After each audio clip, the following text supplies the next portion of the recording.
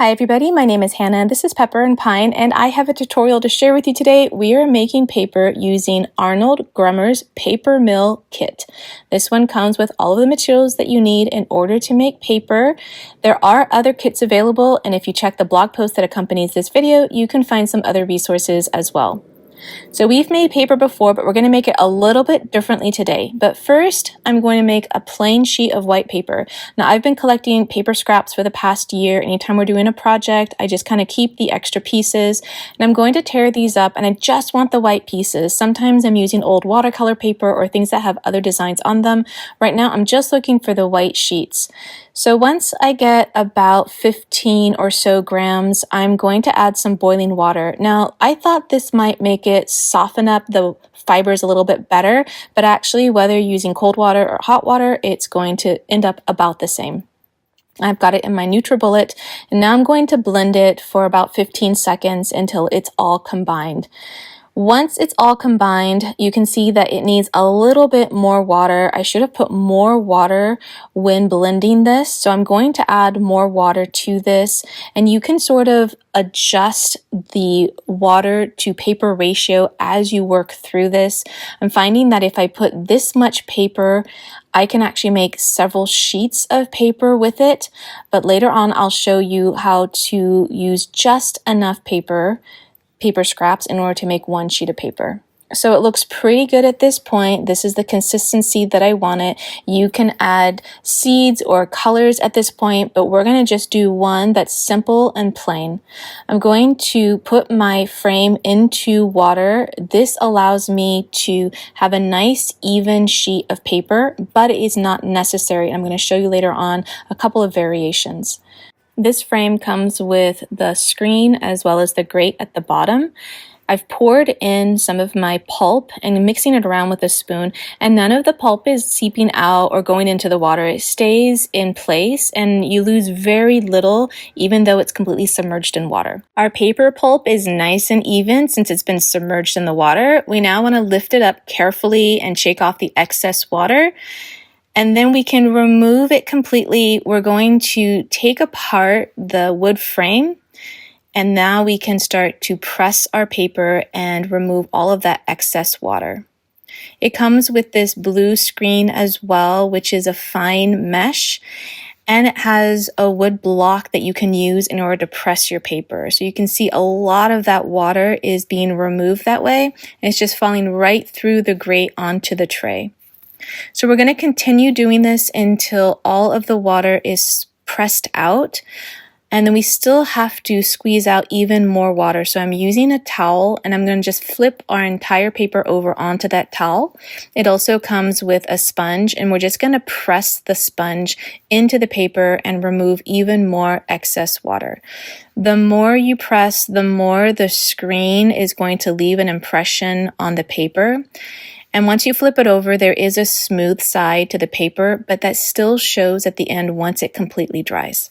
This is what it looks like when it's completely dry. It is nice, and we did try to watercolor on it, but it is not watercolor paper, and it absorbed the paint too much and it bled through, and it was a nice novelty, but it wasn't so useful as paper for writing or drawing or painting on. However, I have an idea, and we're going to do this project again. This time I'm going to measure out about 8 grams of paper for every sheet. I want it to be the same, and I want it to be kind of thin. I also have these watercolor tubes. They are so old, they are completely dry, so I had to use a screwdriver to get some of that paint out. It's going to work out fine in the end, and this looks really yellow at the moment, and it actually ends up being really yellow as well, but it does dry a little bit lighter. So I'm doing a rainbow assortment of paper. Since we can't watercolor the paper, I thought if we added our color before we actually make the paper or while we're making the paper, then we can end up with a nice assortment of colors, and then we can use that paper for other projects. So I am not adding any water to the tray. I just poured it in, and I figured whatever inconsistencies there were, we can just iron them out when we press the paper with our wood block. and I didn't want to add any more water because I didn't know if it was going to dilute the color. Now, if you're going to try this, I suggest that you use more paint than you think you're going to need because it does end up drying lighter. And in the end, we had more of a pastel assortment of colors rather than the vibrant colors that I expected that we would have gotten, considering how much paint we started out with. Once the water is squeezed out, we still need to use the sponge and a towel in order to get any more remaining water out before we set it outside to dry. So this process is similar to just making the plain white paper. The only difference is that I am not submerging the frame in water as we make these, just so that I can avoid any dilution of the watercolor paint, so we can keep those colors as bright as possible.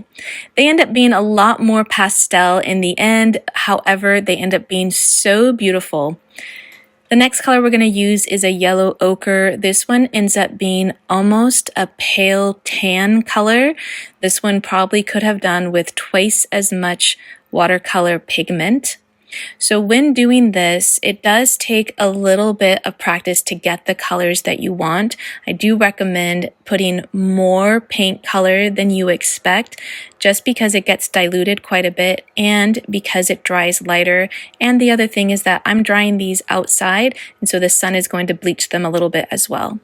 I mixed two colors together to get this orange. Now I'm going to do a red followed by a blue.